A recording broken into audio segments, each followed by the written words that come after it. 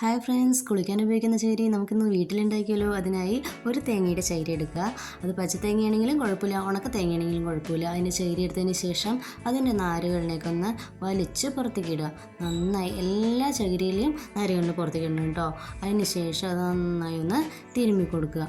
തിരുമ്മി അതിൽ പൊടികൾ മുഴുവൻ പുറത്തേക്ക് പോകുന്ന രീതിയിൽ തിരുമ്മി കൊടുക്കുക. എന്നിട്ട് പുറത്തേക്ക് പോകുന്ന രീതിയിൽ ഒന്ന് കുടഞ്ഞ് കളഞ്ഞതിന് ശേഷം അതിന് നമ്മളുടെ ഉള്ളം കയ്യിൽ ഒതുങ്ങാവുന്ന രീതിയിൽ ബോൾ ഷേപ്പിലാക്കിയതിന് ശേഷം ഒരു നെറ്റ് എടുക്കുക. നെറ്റ് സ്ക്വയർ ഷേപ്പിൽ കട്ട് ചെയ്യുക.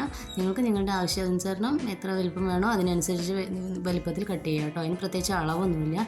അതിനുശേഷം ഈ നമ്മൾ ഉണ്ടാക്കി വെച്ചിരിക്കുന്ന ചകിരിയെ ഉള്ളിലേക്ക് വയ്ക്കുക.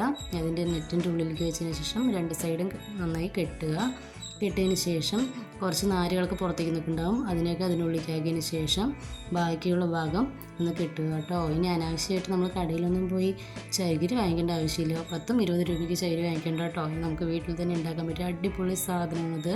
നിങ്ങൾക്ക് ഈ വീഡിയോ ഇഷ്ടപ്പെട്ടാൽ ലൈക്ക് ചെയ്യുക, ഷെയർ ചെയ്യുക, സബ്സ്ക്രൈബ് ചെയ്യുക, തൊട്ടടുത്ത ബെല്ലൈക്കൺ ഒന്ന് പ്രസ് ചെയ്യുക. Bye, see U.